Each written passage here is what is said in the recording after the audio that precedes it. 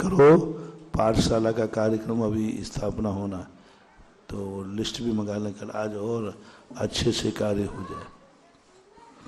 कल जो विद्या सुधा पाठशाला का नींव रखी गई है, उसका अभी यहाँ पर कार्यक्रम होगा और उसमें जिन लोगों ने अपने नाम लिखाए हुए हैं वो लोग श्रीफल लेके तैयार हैं।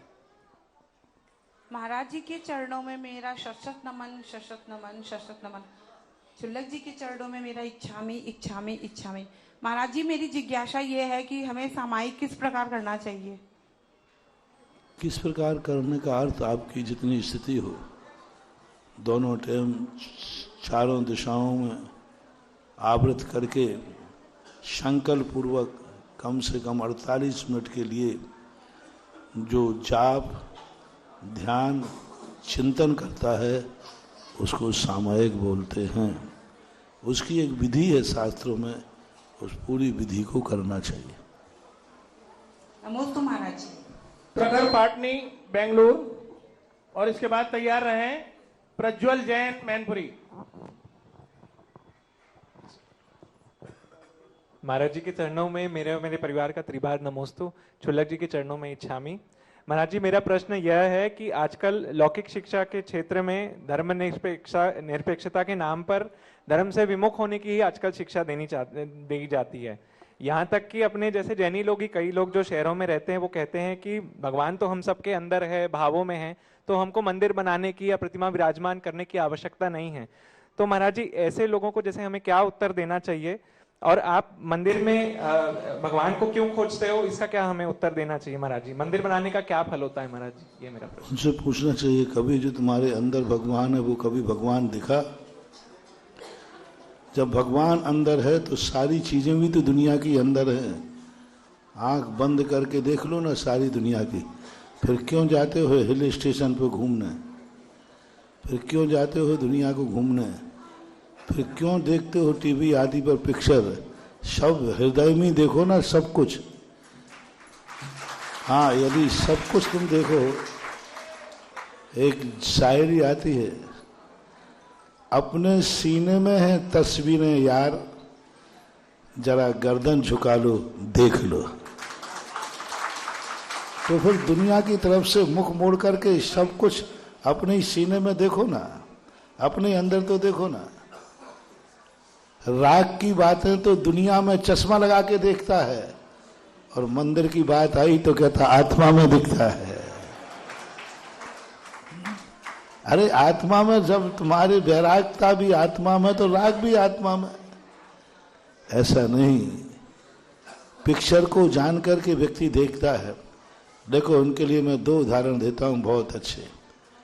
एक बहुत अच्छा उदाहरण है, एक बार एक मंदिर में हम देख रहे थे, पुराना मंदिर था, तो वहाँ कुछ राग रंग के भी चित्र बने रहते। तो वो यही चर्चा कर रहे थे, महाराज मंदिरों में क्या होता है, ये भगवान तो पाषाण के हैं और आप लोग कहते हो मुझे भगवान की अनुभूति होती है, कैसे होता होगा? ऐसी बातें करते करते चल ही रहे थे। फिर थोड़ी देर वो रुके और बोले, महाराज जी आप चलो मैं आ रहा हूँ। मैंने कहा एकाएक ये पीछे क्यों रुक गए? तो वहाँ पर कुछ राग रंग के चित्र बने थे, जो खजुराहो कुनाड़ वगैरह बने रहते ना राग, उनकी फोटो लेने के लिए वो रुक गए और देखने के लिए। अब मैंने थोड़ा मुड़ के देख लिया, मैंने कि यहीं निपटा दूंगा इनको अब। फिर वो आए, मैंने कि भाई साहब वहाँ क्या देख रहे थे तुम? वो भी तो पत्थर के ही हैं, वो भी पत्थर के हैं, उनको देख करके तुम्हें कैसा भाव लगता है? राग की मूर्ति देखकर रागी को राग जागता है, वैसे हम लोगों को वीतरागी भगवान देखकर वीतराग भाव जागता है। तो तुम क्यों देखते हो पिक्चर, क्यों फोटो देखते हो? वो राग भाव वैसे नहीं जाग रहा था, फोटो देखकर जाग गया। दूसरी बात, कई लोग कहते हैं महाराज भगवान के दर्शन करने में, प्रतिदिन दर्शन करने में क्या नियम है? तो ये बताएं आप। माँ बेटे का एक बार मुख देख लेती है, बार बार माँ बेटे का मुख क्यों देखती है? जितनी बार दूध पिलाएगी तो देखेगी, गोदी में उठाएगी तो देखेगी। आखिर उसमें प्रतिदिन में 10 बार वो मुंह देखती है, 10 बार में क्या परिवर्तन आ जाता है? मुख तो वही था ना, फिर क्या आ जाता है? चलो दूसरा एक और उदाहरण देते हैं। अब सब फंस जाओगे, सब समझ में आ जाएगा। उन महानुभाव की शादी हो चुकी थी। मैंने कहा आपकी शादी हो गई कि नहीं? बोले महाराज हो गई। हमने कही जो शादी की है तुमने पत्नी से, वो पहले देख के की थी कि बिना देखे? बोलो ना, सब लोग बोलो। देख के की थी। अब प्रतिदिन उसका मुंह क्यों देखते हो? अरे एक दिन देख लिया था जिस दिन शादी हुई थी, मुंह दिखाई हो गई ना, अब तुम बार बार क्यों देखता है? अब मुझे पता नहीं, ये तुम बताओ तो फिर मैं बताऊं कि मैं बार बार भगवान को क्यों देखता हूं। बोलो क्या सवाल है? जिस वस्तु से तुम्हें राग होता है उसको बार बार देखने का मन क्यों करता है? क्योंकि तुम्हारे अंदर उसको देखने से राग जागता है। और जिसको वीतराग भाव चाहिए, इसलिए वीतराग मुद्रा को बार बार देखते हैं। जितने बार हम वीतराग मुद्रा को देखेंगे हमारे भाव वीतरागी होते हैं, क्योंकि हम वीतरागता चाहते। तो मुद्रा को देख करके परिणाम झांकते हैं। राग की मुद्रा देखकर राग भाव होता है, अचेतन है, जड़ है वो पिक्चर, वो फोटो जड़ है। भली भगवान की मूर्ति है, लेकिन मुद्रा को देखकर, अभी आज 24 को देखकर क्या आनंद भाव आया कि एक मजा आ गया। जिस ढंग से यहाँ वेदी बैठा ली गई हैं, बहुत सुंदर वेदी ढंग से बैठा ली गई हैं, और कंट्रास्ट तो ऐसा बढ़िया बना है। काले पाषाण की तो वेदी और वाइट पाषाण की मूर्ति, बहुत अच्छा लगा, बहुत बढ़िया। अब इन मुद्राओं को देख करके एक अच्छा भाव होता है। ये निमित्त कहलाता है। निमित्त जैसा होता है परिणाम भी वैसे हो जाते हैं। अच्छा निमित्त देखेंगे तो अच्छे परिणाम होंगे, बुरा निमित्त देखेंगे बुरे परिणाम होंगे, ऐसा मानना चाहिए। महाराज जी, आपकी प्रेरणा से हम बेंगलोर में एक नया मंदिर बनाने की योजना कर रहे हैं। महाराज जी, आपका आशीर्वाद चाहिए। महाराज जी बहुत अच्छा। पाटिल जी, आपकी जिज्ञासा का इतना सरल तरीके से समाधान महाराज साहब ने किया है कि हम वीतरागी भगवान की मुद्रा देखते हैं तो हमारा वीतराग भाव जागृत होता है। ये आप सबको बता सकते हैं। और आप जो कार्य कर रहे हैं वो बहुत अच्छा कार्य है। आगामी पीढ़ी के लिए भी वो एक दिग्दर्शन बनेगा। आप लगिए उसमें। धन्यवाद। प्रज्वल जैन मैनपुरी, और इसी के साथ तैयार रहेंगे प्रवीण जैन नाती।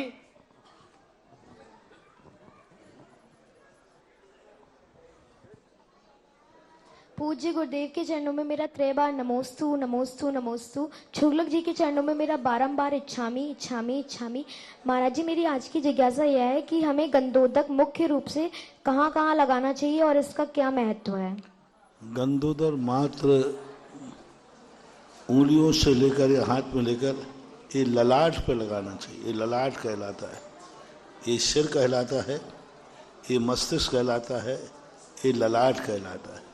ललाट पे ही गंधोदक लगना चाहिए कायदा से।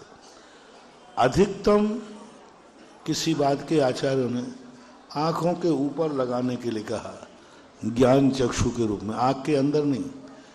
2 स्थानों के अलावा श्रेष्ठ तो ललाट पे ही है। इनके अलावा अन्य स्थानों पर गंधोदक नहीं लगाना चाहिए। कई लोग पेट में लगाते हैं, कई लोग जहाँ दर्द होता है वहाँ लगाते हैं। हाँ, अगर से पूछो भाई पेट पे क्यों लगा रहे, बोले पेट दर्द करता है। तो पेट दर्द करने से, पेट में लगाने से पेट ठीक नहीं होगा। आप मस्तिष्क में लगाइए, वो गंधोदक की दवाई पेट में पहुंच जाएगी। जैसे पेट में दर्द होता है तो इंजेक्शन पेट में लगता है कि बाजू में? पेट में दर्द होने पर बाजू का इंजेक्शन पेट को ठीक कर देता है। ऐसे ही गंधोदक में पेट में दर्द होने पर, मस्तिष्क में लगाने पर पेट दर्द ठीक हो जाता है। पेट में लगाने की जरूरत नहीं। बहुत कई लोग पोतते रहते हैं यहाँ वहाँ, सब जगह नहीं लगाना चाहिए। उसका उचित स्थान है, वहीं से उसका प्रभाव पड़ता है। इसी तरीके का एक प्रश्न जो है जोधपुर से रश्मि प्रचंडिया जी पूछती हैं कि जो अपन माला लगाते हैं तो हाथ से लगाते हैं और वैसी माला से लगाते हैं तो उसमें क्या दोष लगता है?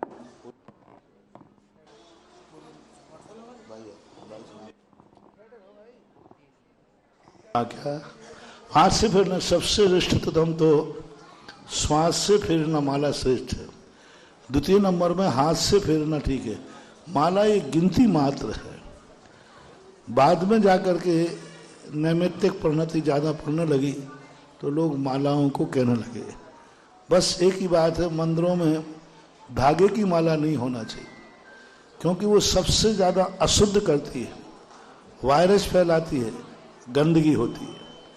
माला आप देखना, अशुद्ध माला है, वह अशुद्ध कपड़े वाले ने भी फेर ली, शुद्ध कपड़े वाले ने फेर ली, और कितनी गंदी हो जाती है।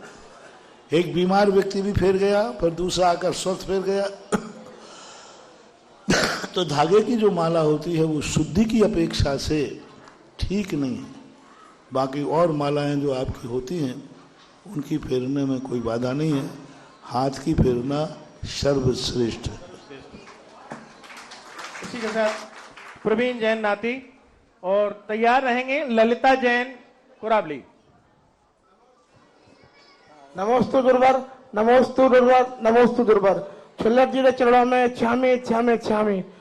गुरुदेव, आपका तुराली आगमन हुआ, हम लोगों के मन में एक विकल्प था कि आपने शांतिनाथ जिनालय के दर्शन नहीं कर पाए थे। आज वो इच्छा हम लोगों की पूरी हो रही है। सिर्फ हम इतना जानना चाहते हैं, जब आपने शांतिनाथ भगवान के चरण छुए थे आपको कैसा लगा? बहुत अच्छा लगा।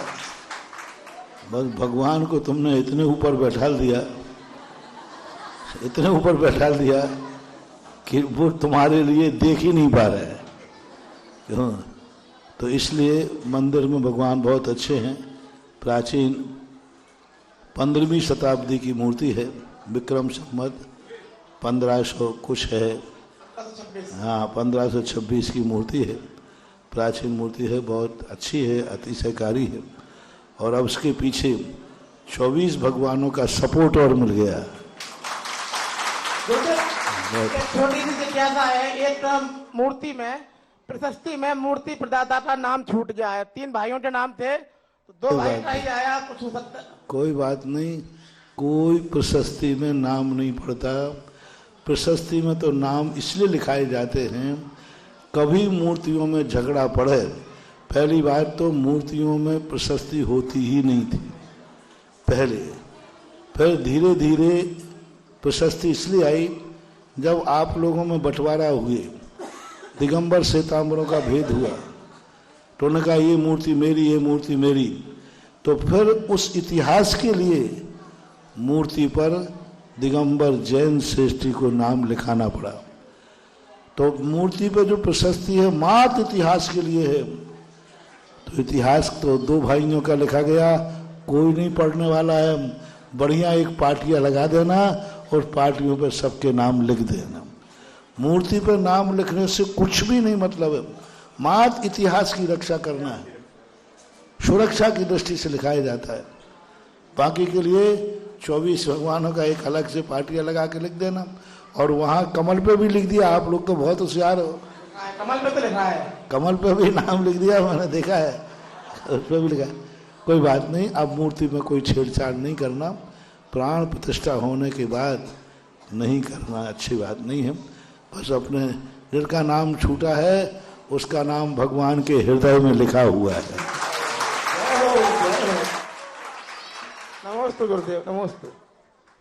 ललिता जैन कोराबली, और इसी के साथ तैयार रहेंगे स्वस्ति जैन बिलसी। नमोस्तु महाराज जी, नमोस्तु नमोस्तु। इच्छामी महाराज जी, इच्छामी इच्छामी। महाराज जी, मेरा एक प्रश्न ये है, मैंने विनय पाठ भी किया, मैंने देवशास्त्र गुरु की पूजा भी की, किसी कारण इसमें उठ गई और विसर्जन नहीं कर पाई, तो इसका मुझे क्या फल मिलेगा? आप समापन करके मुझे बताइए। कल दूसरे दिन डबल पूजा कर लेना प्रायश्चित के रूप में। नमोस्तु महाराज। स्वास्थ्य जैन बिलसी, और इसी के साथ तैयार रहेंगे अनीता प्रचंडिया कोराबली।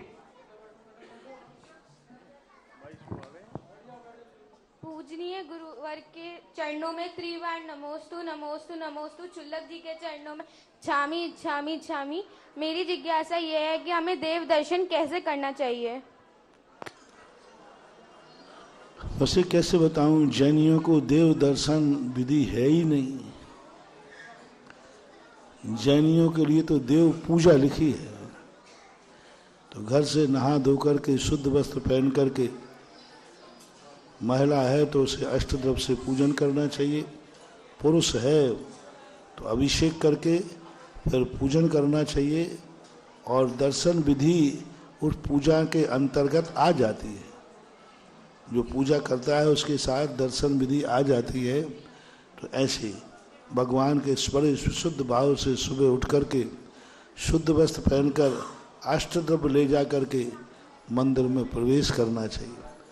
प्रवेश करते पैर धोने के बाद सबसे पहले मंदिर की वंदना करना चाहिए, यानी देरी पर पहुंचते ही अपना मस्तक झुकाना चाहिए। वो चैत्यालय की वंदना है। 9 देवताओं में चैत्यालय वंदन है। और देरी पर जाते ही ओम जय देव जय देव जय देव, नमोस्तु भगवान नमोस्तु भगवान नमोस्तु भगवान, निश्चही निश्चही निश्चही, ऐसा बोलते हुए आगे बढ़ना चाहिए। और जाकर के सबसे पहले मूल नायक भगवान को देखकर उनको जो द्रव्य आदि लिए हैं वो वहाँ पाटे पर रखकर एक नमोस्तु करना चाहिए। नमोस्तु करने के बाद फिर खड़े होकर के आप जो द्रव्य ले गए हैं उस द्रव्य को अर्घ्य बोलकर, मूल नायक का अर्घ्य बोलकर वो अर्घ्य चढ़ाना चाहिए। पुनः फिर बैठ करके नमोस्तु करना चाहिए। पुनः खड़े होकर के जो वेदियों पर और भगवान बैठे हुए हैं उन भगवानों का स्तुति करके, यानी 24 भगवानों की स्तुति करके नाम लेकर पुनः 24 का समूचा अर्घ्य चढ़ा देना चाहिए। फिर एक बार बैठ के नमोस्तु करना चाहिए और उठ करके खड़े होकर के फिर कायोश्वर करना चाहिए। फिर जाकर के परिक्रमा 3 प्रदक्षिणा देना चाहिए। 3 प्रदक्षिणा देने के बाद जो मंदिर में अन्य वेदियां हैं फिर उनकी वंदना करके फिर जाकर के स्वाध्यायशाला में स्वाध्याय करना चाहिए। स्वाध्याय के बाद कम से कम एक जाप देना चाहिए। जाप देने के बाद पुनः मूल नायक के पास जाकर एक नमोस्तु करिए और सीधी पीठ न दिखाकर थोड़ा साइड से होकर दरवाजे पर आकर के पुनः एक बार भगवान की तरफ देखिए और बोलिए पुनः दर्शनम भूयात, हे भगवान हम पुनः दर्शन के लिए आवे। ऐसा आशीर्वाद लेकर के ये संक्षिप्त देव दर्शन की विधि है। अनीता प्रचंडिया और इसके बाद तैयार हैं प्रखर जैन प्रचार मंत्री।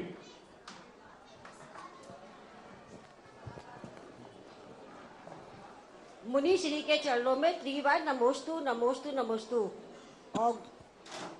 और गुरु जी के चरणों में इच्छामी इच्छामी इच्छामी। महाराज जी देव जजा स्तोत्र पढ़ते हैं पे आता है नाही त्राता जगते बीत रागो देवो ना भूतो ना भविष्यति। इसका अर्थ क्या होगा महाराज? पहले शुद्धि नहीं पढ़ा तो मैं अर्थ क्या बताऊं? नहीं त्राता नहीं त्राता नहीं त्राता। अब सुने अब तुमने तो अशुद्ध कर लिया, अब शुद्ध सुनो। नहीं त्राता नहीं त्राता नहीं त्राता जगत रे वीतरागात परो देवो न भूदो न भविष्यति। नहीं त्राता नहीं त्राता, दूसरा हमारा कोई शरण नहीं है। त्राता यानी रक्षक, बचाने वाला। नहीं त्राता, कोई भी मेरी रक्षा करने वाला नहीं है। नहीं त्राता नहीं त्राता नहीं त्राता जगत रे, ये 3 लोक में कोई भी त्राता नहीं है। मात हे भगवान आप ही हमारे रक्षक हैं, आप ही हमारे शरणभूत हैं। भूदो न भविष्यति, कल भी थे आज भी हैं और कल भी रहेंगे। प्रखर जैन और इसके बाद तैयार रहेंगी श्रीमती सुधा जैन आगरा। गुरुदेव के चरणों में त्रिवार नमोस्तु नमोस्तु नमोस्तु। छुल्लक जी के चरणों में इच्छामी इच्छामी इच्छामी। महाराज जी मेरी जिज्ञासा ये है, जहाँ पूरे विश्व में मोहम्मदन समाज के लिए एक छवि बन जाती है कि वो अहिंसक है, और हम लोगों के लिए, जैनियों के लिए एक छवि बन जाती है कि हम अहिंसक हैं, वहीं उनके ग्रंथों में उल्लेख है कि ब्याज खाना हराम है, और कई जगह हम लोगों पे कटाक्ष कसे जाते हैं, जैनी प्याज नहीं खा सकता लेकिन ब्याज खाता है। तो महाराज जी जैनत्व धारण करके किस तरीके से ब्याज का व्यवसाय करें, मार्गदर्शन दें। ब्याज और प्याज में बहुत अंतर है। ब्याज एक व्यापार है, ब्याज एक विनिमय है। दूसरे की आवश्यकता को पूर्ति के लिए धन देना, उसके बदले पर ईमानदारी से ब्याज लेना कोई पाप नहीं है, गुनाह नहीं है। पाप कब है? जब मजबूरी का फायदा उठा करके ब्याज की दर बढ़ा देना। अपन ने देखा कि ये व्यक्ति मजबूर है, ये किसी न प्रकार से किसी भी रूप में ले लेगा, और वो भी किसी, मान लो कोई बीमार है, उसके लिए पैसा चाहिए, उस समय तुमने ब्याज बढ़ा दिया तो वो ब्याज पाप की कोटि में है। सामान्य रूप से तुम्हारा निर्णय है कि भाई हम इतना ब्याज लेते हैं। हाँ, यदि किसी जुआरी के लिए तुम्हें पता चला कि जुआ के लिए पैसा ले जा रहा है और मैं मना कर नहीं सकूंगा, तो फिर जरूर 100 रुपया सैकड़ा में देना चाहिए। जुआरी को कितने में, शराबी को कितने में? हाँ, कोई पाप करने के लिए जा रहा है, फिर ब्याज बढ़ाने में कोई आपत्ति नहीं है। लेकिन कोई ऐसा मजबूर आदमी है जो घर को गिरवी रख रहा है, बिटिया बेटा की शादी है, बीमार है, कोई अपने कर्जे में है, तो उस समय यदि हम अपने ब्याज को यथावत कायम रखते हैं तो फिर ब्याज कोई बाधा नहीं है। ब्याज एक व्यापार है। जैसे कोई माल खरीदता है तो उस पर मुनाफा लेता है कि नहीं?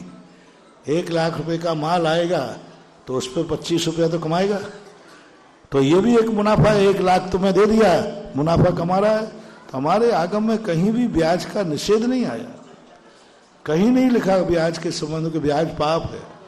ब्याज एक व्यापार है, बस किसी की मजबूरी का फायदा न उठाएं तो ब्याज भी फायदा है, कोई बात नहीं। श्रीमती सुधा जैन आगरा, और इसके बाद तैयार रहेंगी आरती जैन।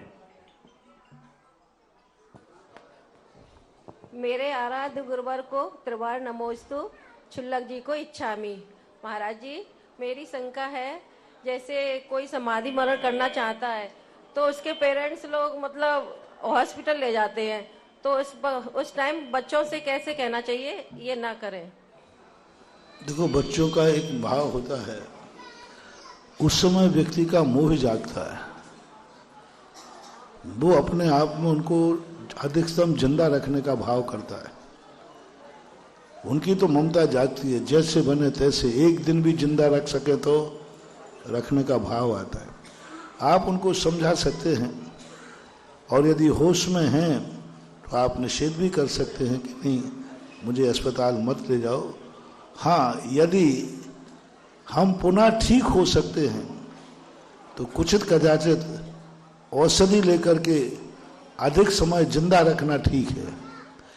थोड़ा सा दोष लगाने पर, थोड़ी सी औषधि लेने पर हम अधिक समय तक जिंदा रह सकते हैं, तो अधिक समय तक जिंदा रहना ज़्यादा श्रेयस्कर है। लेकिन दोष भी लगा दिया, व्रत भी टूट गया और जिंदा रहना भी संभव नहीं है, तो फिर व्रत का पालन रखना चाहिए, औषधि का सेवन नहीं करना चाहिए। हमारे यहाँ निवृत्तिकार कहा है, समाधि के लिए कहा है निवृत्तिकार। अब बीमारी की कोई दवा है ही नहीं, तो फिर सब कुछ छोड़ करके आत्म साधना करना चाहिए। इनमें दोनों में विवेक रखने की बहुत ज़रूरत होती है। यदि आप डॉक्टर लोग मना कर दिया कि आप कुछ भी करो, अब कोई इलाज नहीं है, तो घर वालों को सब मोह छोड़ करके उनको घर पर लाना चाहिए। ज़बरदस्ती वेंटिलेटर पर रख करके उधर डॉक्टर का बिल बढ़ाना और इसकी ज़िंदगी को और संकलेश में डालना है। एक दिन तुम और वेंटिलेटर पर जिंदा रख लोगे, डॉक्टर कह रहा है कि वेंटिलेटर भी अब काम नहीं करेगा, बस जब तक वेंटिलेटर चलाते रहो तब तक चलेगा, अभी निकाल दो तो अभी मर जाएगा। तो फिर उसको जब 1 घंटे पहले मरता है तो श्रेष्ठ है। कम से कम जो वेंटिलेटर की जो वेदना है, क्योंकि अंतिम समय श्वास लेना वैसे ही तकलीफ होता है, और तुम वेंटिलेटर डाले हो, यहाँ बांधा वहाँ बांधा, अब वो होश में नहीं, बोल तो पा नहीं रहा है। अच्छा है उसको शांति से मरण करने का मौका दे देना चाहिए, वेंटिलेटर हटा देना चाहिए। क्योंकि वेंटिलेटर दिया है तो उसको भेदना है। आप कभी देखना, होश में कभी एक मैंने कहा था, आप लोग प्रैक्टिकल, होश में कभी वेंटिलेटर लगवाना, कब होश में लगाना, कि वेंटिलेटर लगाने की वेदना कितनी होती है। वो मुंह में से डालते ना, एक ऐसे गुट्टा होता है, मुंह में से डाल करके एक मोटी सटक होती है। अब वो आप होश में एक बार डलवाना वेंटिलेटर, तो आपको पता चल जाएगा उसकी तकलीफ कितनी होती है।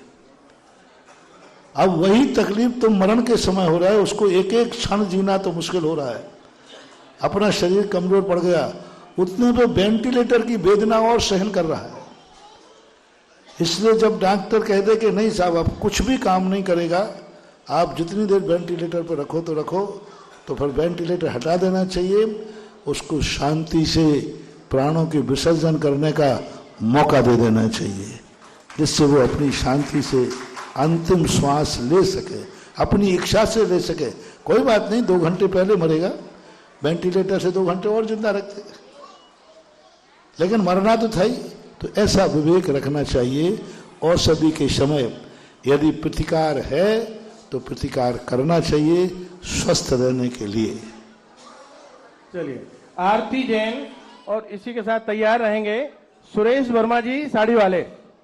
महाराज जी के चरणों में त्रिवार नमोस्तु नमोस्तु नमोस्तु था। छुल्लक जी के चरणों में इच्छामी इच्छामी इच्छामी। महाराज जी, मेरी एक जिज्ञासा है कि हम लोग चप्पल पहन करके जब मंदिर के लिए जाते हैं तो हमें मतलब कोई भी स्तोत्र वगैरह पढ़ सकते हैं? अब वो पाठ के अंतर्गत नहीं आएगा, वैसे सामान गुनगुनाते हो, अंदर पढ़ते रहो, उच्चारण मत करो, वो पाठ नहीं माना जाएगा, वो एक समय पास माना जाएगा कि अन्य कार्य करने की अपेक्षा ठीक है अंदर से भक्तांबर गुनगुनाते जाओ, लेकिन वो पाठ की गिनती में नहीं आएगा। और महाराज जी, शांति धारा में हम लोग कुरु कुरु और छिंदी छिंदी बिंदी बिंदी कुरु कुरु सदास्तु और तथास्तु बोलते हैं, इनका मतलब क्या होता है? कुरु कुरु है ना, ऐसा करो, समर्थन है बार बार। तथास्तु जैसा आपने कहा शांति भवतु, तो बोला तथास्तु, तो अपन ने समर्थ किया, हाँ ऐसा ही हो जैसा कहा जा रहा है, ये होता है। महाराज जी, तथास्तु तो हम लोग बोलते हैं ना, जैसे पहले के जमाने में सब लोग आशीर्वाद देते थे तो बोलते थे तथास्तु, लेकिन ये हम लोग क्यों बोलते हैं फिर तथास्तु? तथास्तु का अर्थ होता है वैसा ही हो, जैसे हम लोग इसलिए आशीर्वाद देते तथास्तु का, तुमने नमोस्तु जिस भावना से कहा है किया है, हमें पता तो है नहीं, आपने किस भावना से किया है, तथास्तु वैसा ही हो, सफलता मिले। ऐसे ही शांति धारा में जब अपन बोलते हैं तो सामने वाला ये कह रहा है जो बोला गया है उसका हम समर्थन करते हैं, ऐसा ही हो, इसलिए कोई बाधा नहीं बोलते। महाराज जी, कलौंजी में क्या करते हैं? कलौंजी में कलौंजी क्या कहलाती मुझे पता नहीं। हाँ, कलौंजी प्याज का बीज है तो क्या करना, क्या नहीं लेना चाहिए। कोई औषधि के रूप में हो तो कोई निषेध नहीं है, भोजन रूप नहीं बन के औषधि के रूप में लेने में बाधा नहीं। नमोस्तु महाराज जी। चलिए, सुरेश वर्मा जी और इसके साथ तैयार रहेंगे अखिल जैन सह कोषाध्यक्ष। श्री गुरुदेव के चरणों में सशद नमन। जरा जोर से बोलिए। हेलो। श्री गुरुदेव के चरणों में सशद नमन, वंदन, प्रणाम। हाँ श्री, हम गुरुदेव जी ये पूछना चाहते हैं कि 2 साल पहले मैंने मंदिर अपने मकान की खुदाई कराई निर्माण के लिए, तो उसमें एक आदिनाथ भगवान की मूर्ति निकली, तो वो मूर्ति मतलब जो है मंदिर में, साधारण मंदिर में जो है स्थापित करा दी गई है, कृपया उसके बारे में हमें सुझाव दें। हम अलग से अभी बता देंगे, लाइव में नहीं बता रहा हूँ, वैसे मैं कमेटी को बता चुका हूँ आप कमेटी से पूछ लेना।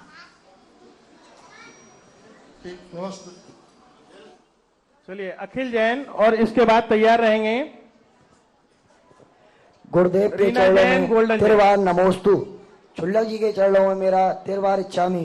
गुरुदेव मेरी जिज्ञासा है कि हम लोग भगवान का अभिषेक करते हैं तो उससे पहले चरण स्पर्श करते हैं, लेकिन हमारे यहाँ कुछ लोग भगवान का अभिषेक करने के बाद चरण स्पर्श करते हैं, क्या ये उचित है या नहीं? अब आपकी व्यवस्थाएं हैं, जैसी व्यवस्था बनाओ वैसी व्यवस्था बना लेना चाहिए। कैसी अभिषेक के समय तो न करें, कम से कम आगे पीछे करते हैं तो फिर भी ठीक है, अभिषेक के समय नहीं करें।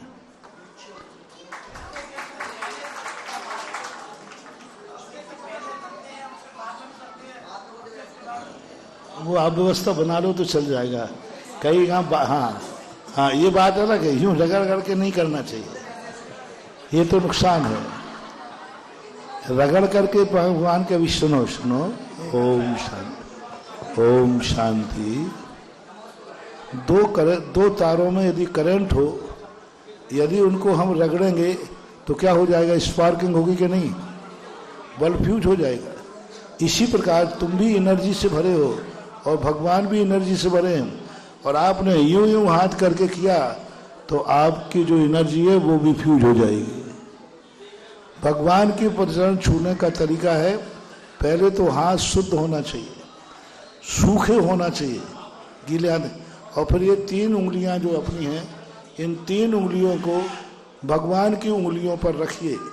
1 सेकंड को हिलाना नहीं, 1 सेकंड को यूं रखिए और ला करके माथे पर रख लीजिए।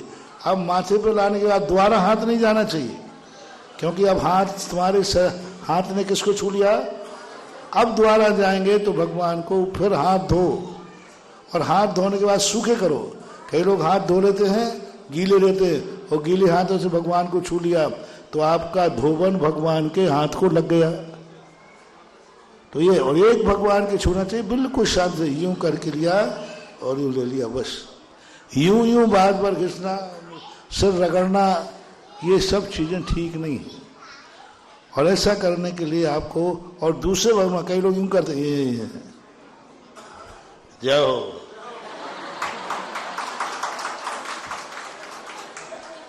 नहीं, ऐसा एक भगवान के चरण छू करके उन हाथों से दूसरे भगवानों को नहीं छूना।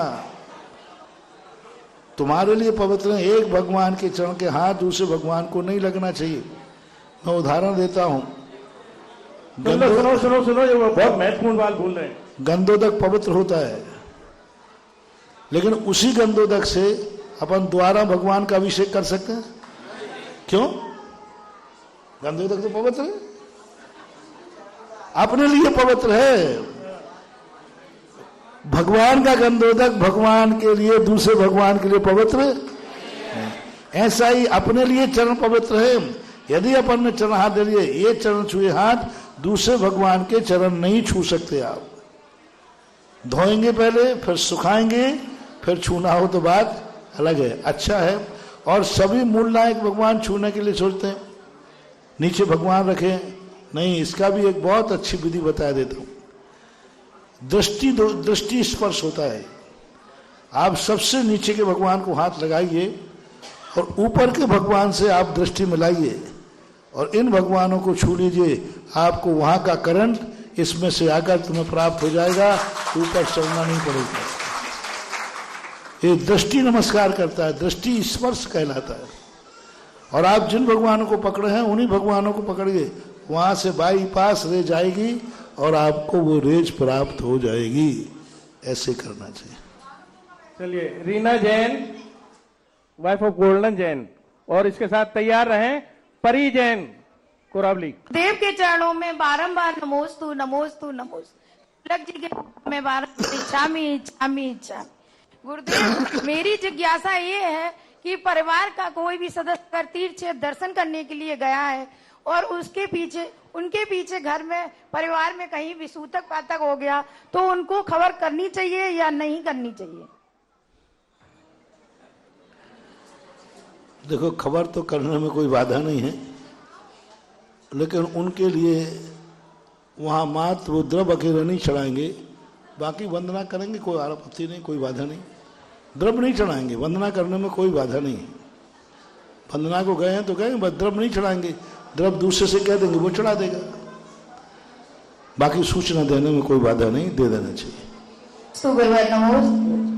परी जैन और इसके साथ तैयार रहेंगी नन्नी मुन्नी स्वेच्छा जैन। महाराज जी के चरणों में मेरा त्रिवार नमोस्तु नमोस्तु नमोस्तु। छुल्लक जी महाराज के चरणों में मेरा इक्षामी इक्षामी इक्षामी। महाराज जी मेरी जिज्ञासा यह है कि ये हम लोग मंदिर में द्रव्य लेकर जाते हैं तो कुछ लोग मतलब जो द्रव्य चढ़ाने के बाद घर पर वापस ले आते हैं, वो लानी चाहिए या नहीं? अगर नहीं तो क्यों? अपनी द्रव्य है, जितनी लगी से लगी, बाकी वापस लाए, क्या बात है? भगवान का थोड़ी उठा के लाया, अपनी द्रव्य है। हाँ, क्या बात है? चलिए स्वेच्छा जैन। और दूसरी बात है, फिर भी नहीं होता है तो उतनी ही ले जाओ जितनी लोग लगती है। फिर भी यदि बची रहती तो कोई ऐसी बात नहीं। महाराज जी स्वेच्छा जैन महाराज जी और के इसी के चरणों साथ में तैयार रहेंगी ज्योति जैन। नमोस्तु। छुल्लक जी के चरणों में छामी छामी छामी। महाराज जी मेरा जिज्ञासा है कि लड़कियां अभिषेक क्यों नहीं कर सकती? इसलिए नहीं कर सकते कि स्त्रियों की कुछ मर्यादाएं ऐसी होती हैं, जिन मर्यादाओं के कारण शारीरिक कुछ ऐसी मर्यादाएं हैं, उनके कारण से अब बच्ची है। इसके लिए हम जवाब क्या दें? वस्तुतः विपरीत लिंग होने से उसमें चाहे भली वो वीतरागी भगवान क्यों ना हो, लेकिन विपरीत लिंग का स्पर्श नहीं करना चाहिए, नहीं होना चाहिए। माँ बेटे का है तो माँ बेटा भी जभी तक स्पर्शत है जब तक वो अबोध है। उसके बाद भी दिगंबर मुद्रा, दिगंबर स्वरूप को माँ भी बड़े होने के बाद बेटे को दिगंबर रूप में नहीं छू सकती, नग्न रूप में नहीं छू सकती। अबोध बालक की बात अलग है। तो इस सब चीज़ों में बहुत सारी बातें हैं। और प्राचीन आगम में कुंद कुंद की मूल परंपरा में, जो कुंद कुंद की मूल परंपरा को मानते हैं, उनको कभी भी स्त्री अभिषेक प्रक्षाल नहीं करना चाहिए। मर्यादा है, शारीरिक परेशानियां हैं, शारीरिक शुद्धिकरण नहीं हो सकता। कुंद कुंद भगवान ने कितना भी करें, नारी की शारीरिक शुद्धि नहीं हो सकती। इतनी शुद्धि नहीं हो सकती भगवान को छू ले। तुम कहो महाराज को आहार देते हैं तो आहार देना अलग चीज है, आहार देने में स्पर्श नहीं होता।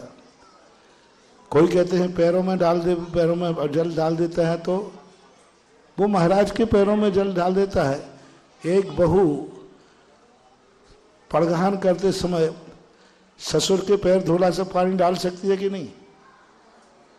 डाल सकती है, क्योंकि अब हाथ में लिए कलश। तो क्या वो स्नान भी करा सकती है? नहीं। तो इन सब चीज़ों के लिए कुतर्क लोग लगाते हैं। कुंद कुंद की मूल परंपरा के अनुसार स्त्रियों को अभिषेक नहीं करना चाहिए, भाव भी नहीं करना चाहिए। और जो स्त्री अभिषेक नहीं करेंगे और ये करेंगे कि देखो, तो अंगुली पर्याय में अभिषेक करने के लिए पुरुष पर्याय मिलेगी। और तुमने समस्या का समाधान कर लिया तो फिर क्या जरूरत है? इसलिए नहीं करना चाहिए। कल अपना बहुत अच्छा कार्यक्रम आप लोगों ने पाठशाला का किया था, बहुत अच्छा उत्साह दिखाया था। इतना बढ़िया उत्साह आप लोगों ने दिखाया कि मनोज जी भी बहुत कुछ, ये उत्साह आगरा में भी किसी मंदिर में नहीं आ पाया जो कल तुम लोग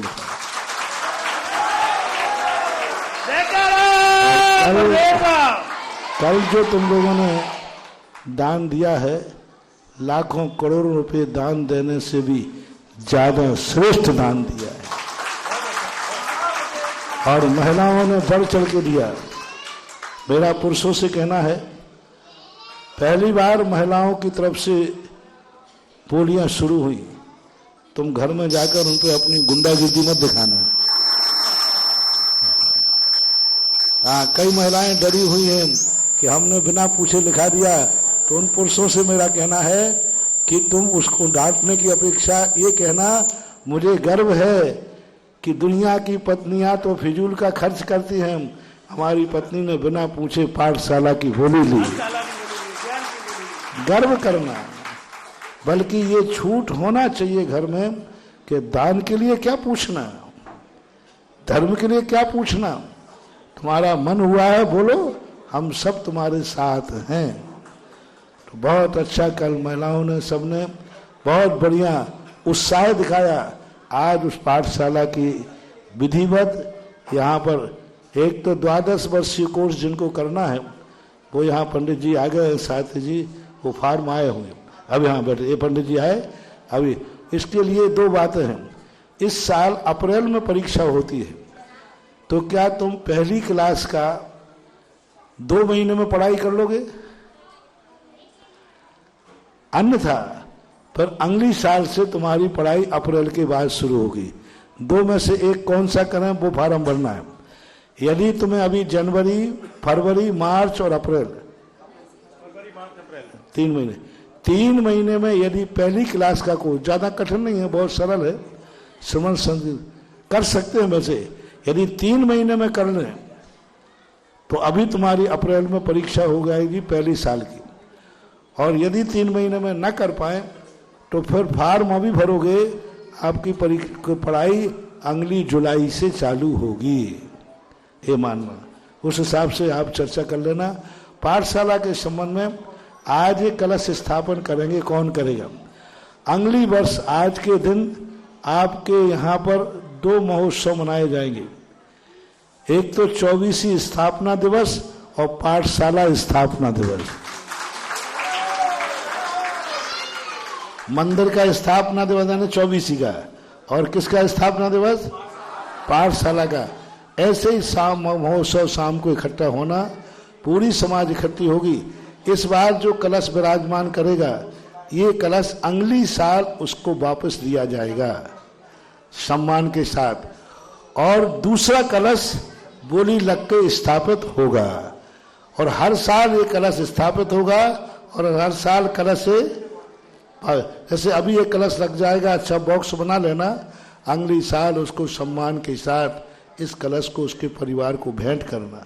फिर उस साल फिर नई बोली लगाकर फिर 1 साल को स्थापित करना जहाँ पाठशाला लगती हो। पाठशाला का हाल में देख के आया, बहुत अच्छा हाल है, बहुत बढ़िया स्थान है, बना बनाया स्थान है। तो पाठशाला के लिए पंडित जी की बात थी, शास्त्री जी ने कहा है शायद कल तक कोई ना कोई पंडित जी की व्यवस्था हो जाएगी, तो कल से शुरू, और कल के दिन के बाद शुरू कर लेना।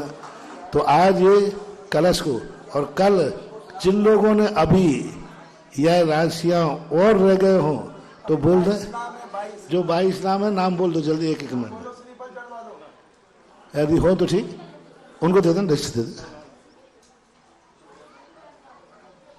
एक नाम बोलते जाए जल्दी। कल के जो नाम थे विद्या सुधा पाठशाला के, उनमें सर्वप्रथम है कुलदीप जैन, नीलम जैन, जल्दी आ जाए। और दूसरा जो है क्या रविकांता जैन, कुलदीप जैन। ये बोले ये आजीवन इस क्षेत्र के शिरोमणि संरक्षक रहेंगे।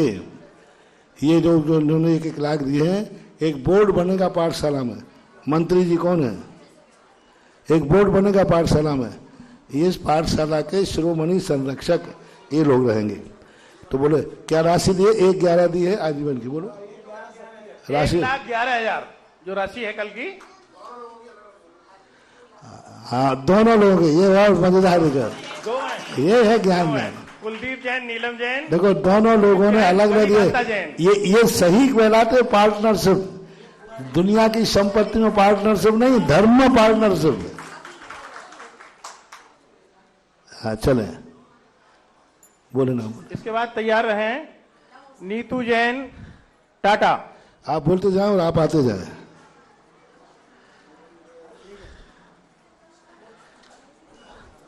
हाँ भाई, महिला ने बोली पुरुष उसका साथ देवे, जल्दी जल्दी। नीतू जैन टाटा है। और इसके बाद तैयार रहे धन्य कुमार जैन सर्राफ।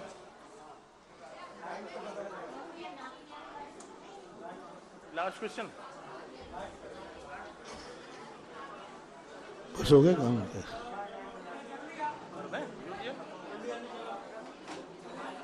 ज्योति जैन,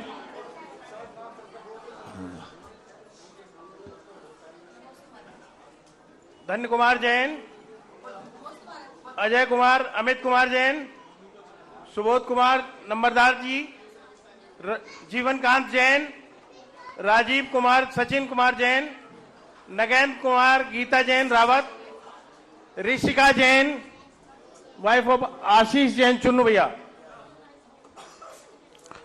बहुत बड़ा दान है, छोटा मोटा दान नहीं समझना, ज्ञान दान एक क्रम से बहुत आते बड़ी जाएं, दान।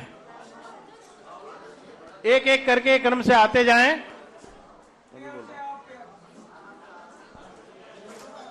सुनील जैन, संध्या जैन जखनिया,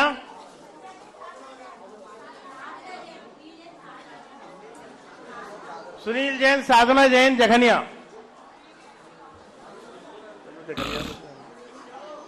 अंकुर जैन, बचपन रेडीमेड। कृपया एक एक करके आते जाएं। रीता प्रचंडिया, रीता चले जाए, वो चले जाए।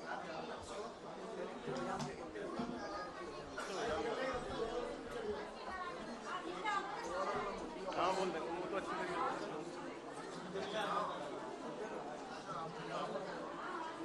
हाँ जल्दी कर भाई, जल्दी नाम बोल गए, पूरे नाम हो गए भाई।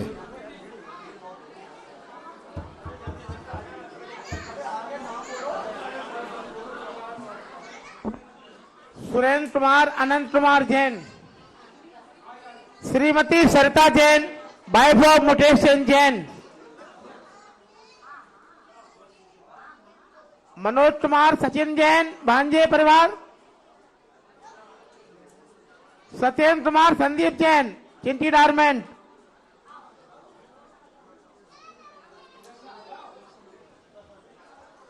Subhash Chandra, Rajesh Jain, Manoj Jain, Vishal readymade, Shrimati Neelam Jain, wife of Sumat Chand Jain Babbu,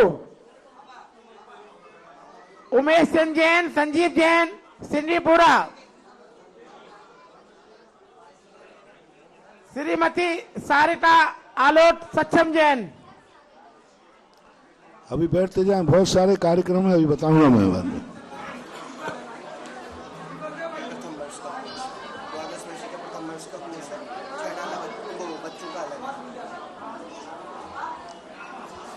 शीघ्रता करें।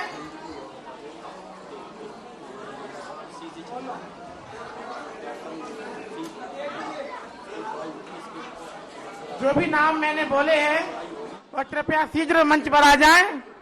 हाँ, सुशील जैन, रीता प्रचंडिया, सुरेंद्र कुमार, अनंत कुमार जैन, सरिता जैन, वाइफ ऑफ श्री मुकेश चंद जैन, हाँ बैठते जाएं, सब लोग यहीं बैठते जाओ। मनोज जैन, सचिन कुमार जैन,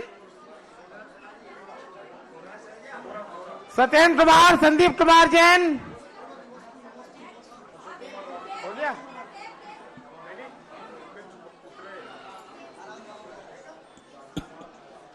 सुभाष चंद्र, राजेश कुमार जैन,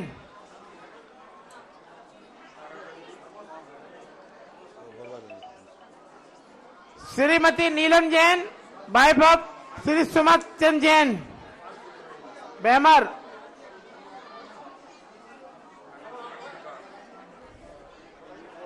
उमेश चंद जैन, संजीव कुमार जैन, सिंधीपुरा,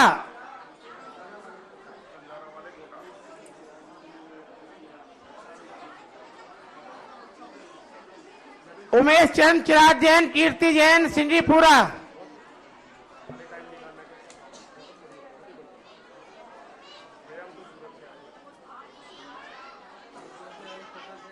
चलो हो गया पूरा। आलोक जैन, सारिका जैन, चंदोरिया।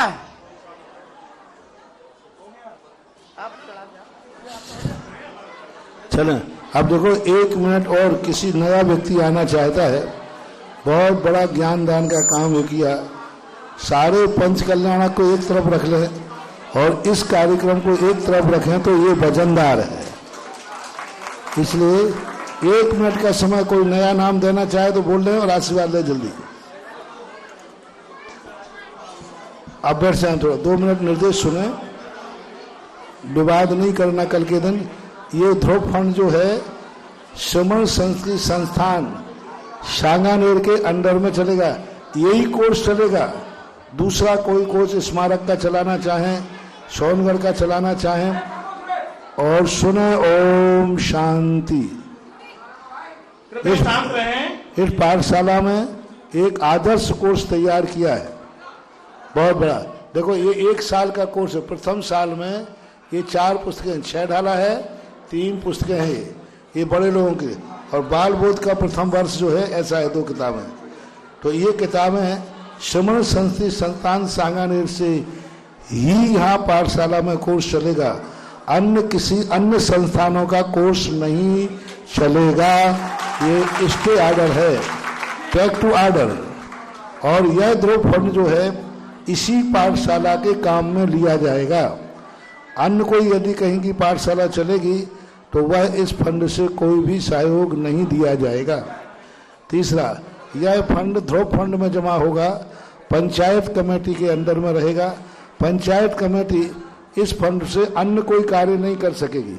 अध्यक्ष जी, मंत्री जी, मात्र पाठशाला में ही इसका उपयोग, पाठशाला के निर्माण में उपयोग नहीं करोगे, इसका पाठशाला के संचालन में उपयोग करोगे, नहीं तो तुम भवन में तो 1 दिन में खर्च हो जाएगा।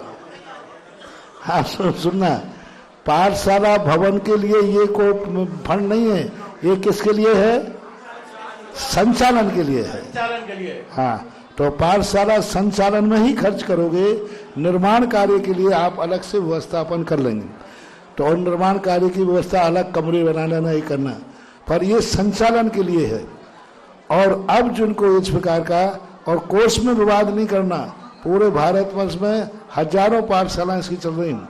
रतनलाल बेनारा जी आपके आगरा के थे, उनके साथ बैठकर मैंने खुद एक कोर्स तैयार करवाया है। निर्वाद है, आर्ष परंपरा है, कुंद कुंद की मूल आमना को इसमें ध्यान रखा गया है। तो ये अपना कोर्स है, और कोई आदि जो कहीं के यहाँ वहाँ के कोर्स आएंगे, स्पष्ट रूप से पाठशाला में निषेध रहेगा। तो ये 2 बातें। और आप अपनी एक बच्चियों की एक ऐसी कमेटी बना देना जो इसकी पाठशाला को देख रेख करते रहे। आपके अंडर में, पंचायत के अंदर में ही एक ऐसी कमेटी महिलाओं की बना दें, पुरुषों की, जो इसको विधिवत संचालित, और उनकी कमेटी का जो बिल आएगा पंचायत कमेटी को पास करना पड़ेगा। हाँ, उनके मान लीजिए आपने 5 लोगों का कमेटी बना दी, 5 में से ओम शांति। और बच्चे बिल्कुल पिन ड्रॉप साइलेंस, बिल्कुल शांत रहिए। बहुत महत्वपूर्ण बात बताई जा रही है अभी ये सब। हाँ, और दोनों मान लो 5 लोगों की आपने कमेटी बनाई, तो 5 में से 3 के हस्ताक्षर जिस बिल पे हैं उस बिल पर पंचायत बिना कुछ कहे बिना उस बिल को पास करके उसका पेमेंट करेगी, उसको घुमाएगी नहीं। 24 घंटे के अंदर आपको बिल पेमेंट करना पड़ेगा, नहीं तो बेचारे ये लोग कई कार्य कर नहीं पाते, बिल लेके घूमते रहते।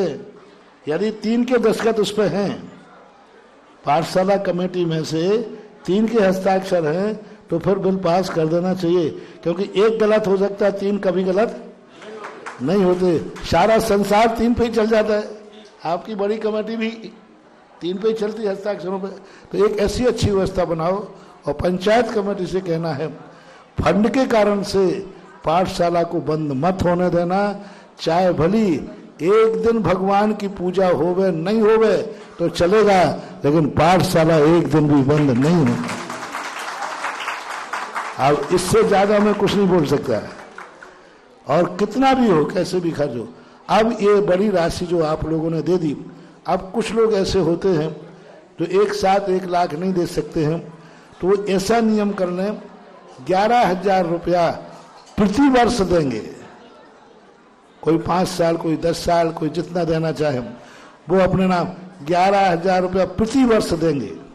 1 लाख नहीं दे पा रहे तो कोई बात नहीं, 11,000 से प्रति वर्ष देना पड़ेगा। पर ये ध्यान रखना, जिनको देना है वो लिखा सकते हैं, प्रति वर्ष वाले हैं। साल भर में 1 बार, जल्दी 3 मिनट का समय हम दे रहे हैं आपको। प्रतिवर्ष देंगे।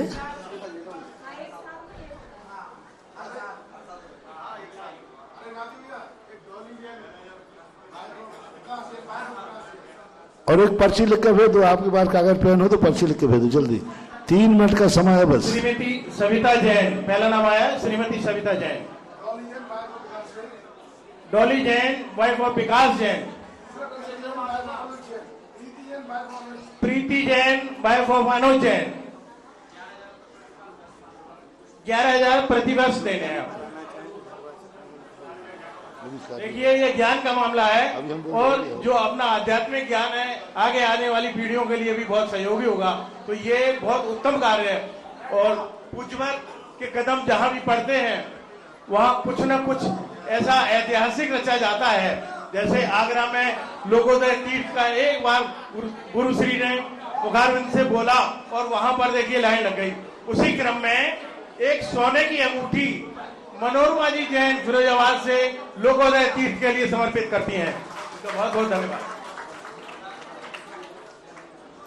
चलो हो गया, 1 मिनट बाकी है।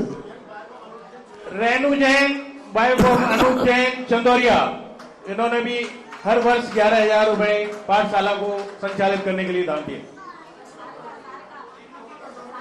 Shrimati Khushboo Jain, wife of Sachin Jain Rawat.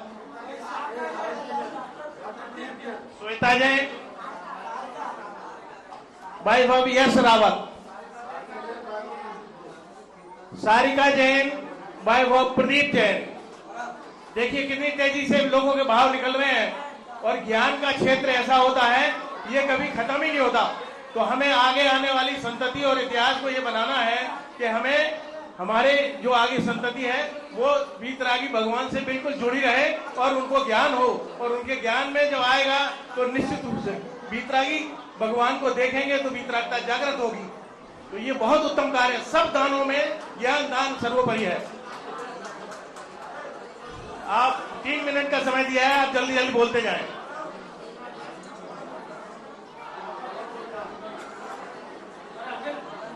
Reena Jain, Ajay Chandauria, 3 minute का समय है, जल्दी जल्दी बोलिए, अपनी भावनाएं जागृत कीजिए। 1 मिनट बचा है, 2 मिनट हो गए। पूज्यवर कह रहे हैं 1 मिनट बचा है, जल्दी कीजिए। अपनी भावनाओं को अंदर मत रखिए, बाहर उजागर करिए तुरंत। ऐसा पुण्य का अवसर कब मिलेगा?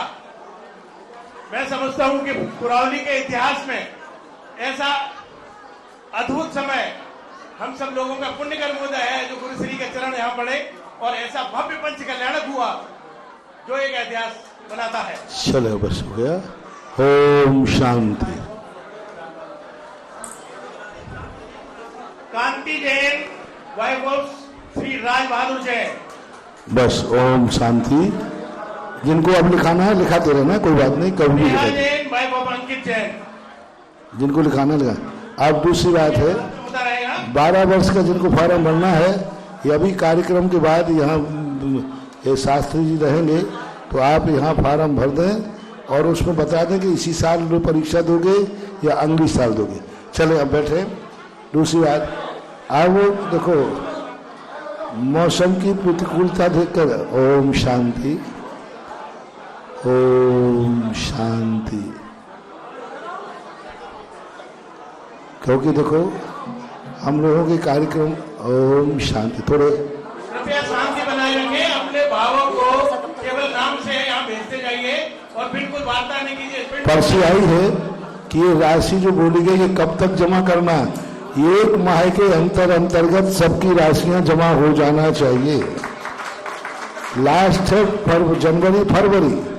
फरवरी माह के अंत तक पूरे 1 माह में सभी की राशियां जमा हो जाएं और ध्रुवफल बना दिया जाए। सुने अब कार्यक्रम के लिए अभी देखो मैं ओम शांति। अब तुम लोग बोल रहे हो, मैं बोल ही नहीं पा रहा हूं।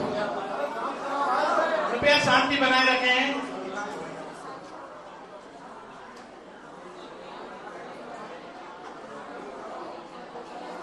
देखो बिल्कुल शांत रहें और एक नाम देखिए सर, अभी बात करेंगे, आगे देखो। 1,11,000 बहुत। कृषि जैन, वाइफ ऑफ समन्वय जैन, 1,11,000 रुपए। इनके तालियां तालियां तालियां, इनके 2 नाम हो गए महाराज। देखिए, अब के 2 बातें हैं। एक तो हमारे भी बहुत बड़ी स्थितियां अभी, मेरा कल विहार करने का मन ये हो रहा था। महाराज जी और कि ये कितने साल तक हमें देगा? जब तक पाठशाला चले तब तक चलाओ, लेकिन कम से कम 5 साल का तो संकल्प कर ही लेना। और जब तक पाठशाला चले तब तक चलाना चाहिए, मेरी भाव तो ये हो गया। बस बीच में नहीं बोलो तो फिर मैं बोलूँ।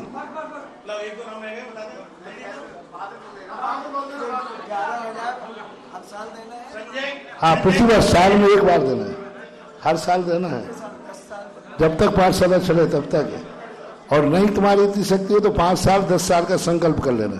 5 साल 10 साल का संकल्प तो करेंगे, 5 का तो कम से कम कर ही लेना तो।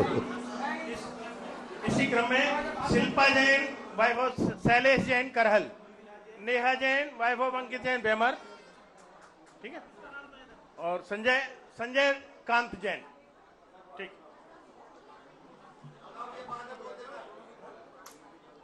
अब देखो, ओम शांति। हाँ जी बोलिए। बस अब बंद करें, थोड़ा बंद करें।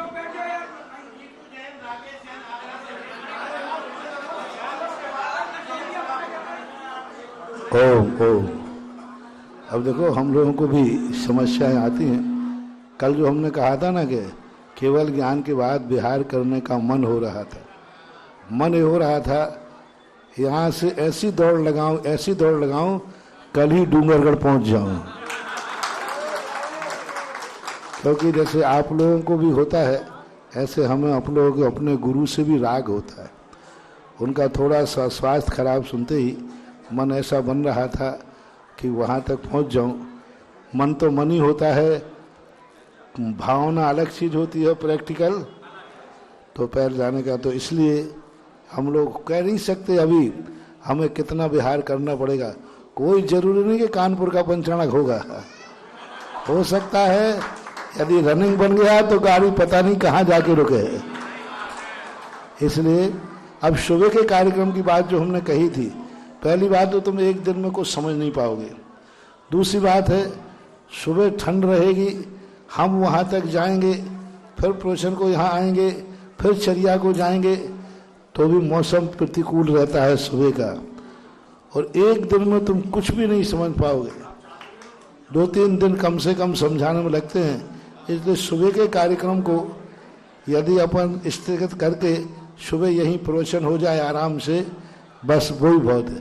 क्योंकि सुबह लेट होते हो, जब तुम पंचकल्याणक में सुबह नहीं पहुंच पाते हो तो सुबह धोती दुपट्टा पहन के क्या आओगे। और एक दिन में तुम समझोगे, कल समझ करके तुम कल यहीं झाड़ दोगे।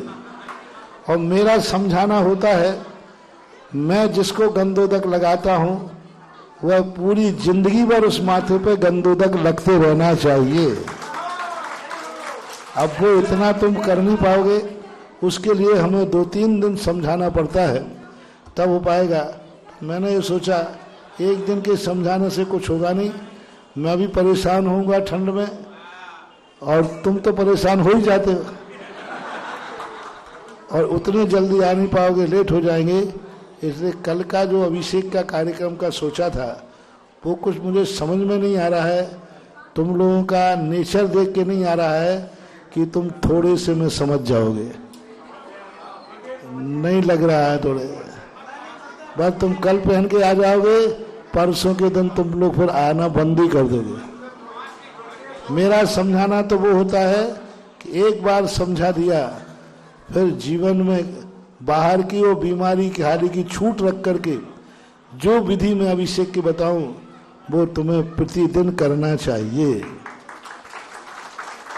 और ऐसा भाव हो तो वो तुम करोगे नहीं, परेशान हमें कर लोगे। हैं? अब सुबह देखो 7 बजे हमें वहां जाना पड़ेगा और वहां से फिर प्रवचन तो हो नहीं पाएगा, उसी में टाइम पूरा निकल जाएगा। या फिर यहाँ करना क्या, पर यहाँ भगवान जी को लाना पड़ेगा। अरे भाई ये नहीं आएंगे और हमें परेशान करेंगे। कौन आएगा हाथ उठाओ। पुरुष पर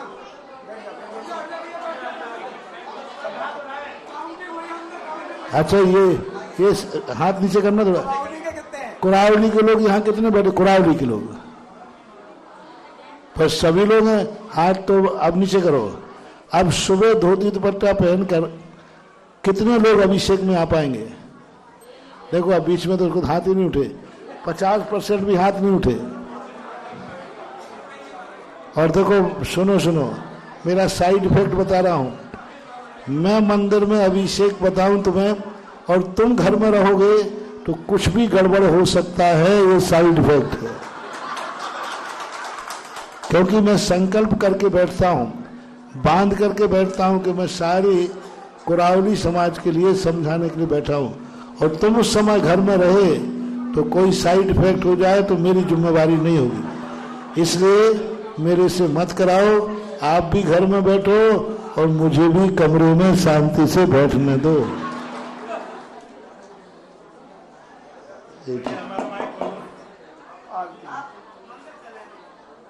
नहीं तो कितने लोग आएंगे, आप कितने लोगों की वो गारंटी लेते हैं? पुरुष वर्ग कुरावली के कम से कम 100 लोग तो आएंगे। सभी लोग हाथ उठा दें जो सुबह आए। कोई नहीं उठा रहा, देखो बिल्कुल कितने से बैठे हैं, ये 25-30 लोग हैं कुल। यही कितने कुरावली के बैठे? आप लोग कुरावली के नहीं हो क्या? तो नहीं आओगे? एक काम करो, अभी रात्रि में आप लिस्ट भैया बत्ती के समय लिस्ट बता देना, अगर महाराज जी का संतुष्ट हो जाएंगे तो फिर विचार कर लेंगे। क्योंकि उसको एक दिन में तुम नहीं समझे तो हमारी मेहनत बेकार चली जाती, परेशान होने पड़ेगा।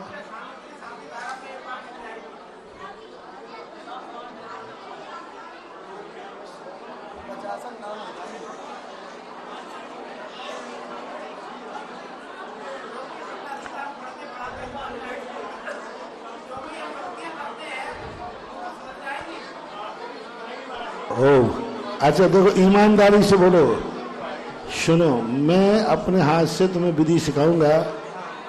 गंधोदक जब मैं लगाता हूं तो मेरी भावना होती है कि जिस मस्तक पर मैं आज गंधोदक लगा रहा हूं, ये जन्म जन्म तक इसके मस्तक पर गंधोदक लगता रहे, ये भावना।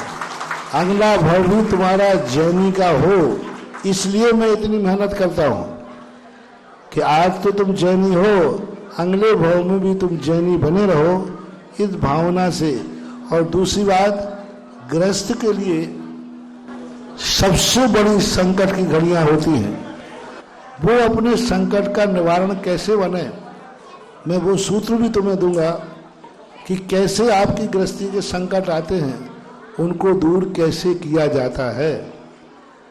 तो कल पूरी समाज 8 वर्ष से लेकर 80 वर्ष के सभी लोग यदि धोती दुपट्टा में आए तो मुझे परेशान करो, अन्यथा मत करो।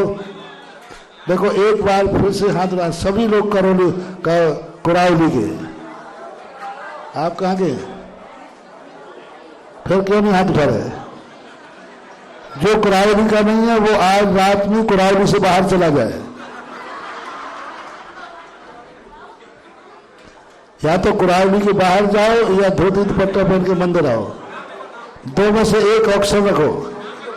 या तो कुरावली से बाहर जाओ या धोती दुपट्टा पहन के मंदिर में आओ।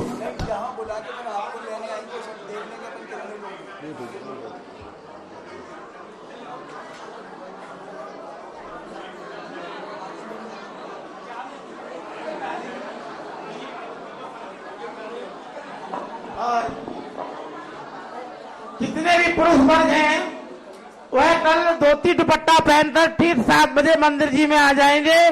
पूज्य गुरुदेव के सानिध्य में शांति धारा और अभिषेक विधि वहीं पर समझाई जाएगी। और गुरुदेव का माननित प्रवचन भी कल प्रातः स्वाध्याय भवन में वहीं पर होगा। और अब चलते हैं। ये ध्यान रखना, घर का धोती पट्टा पहन के आना, मंदिर का नहीं।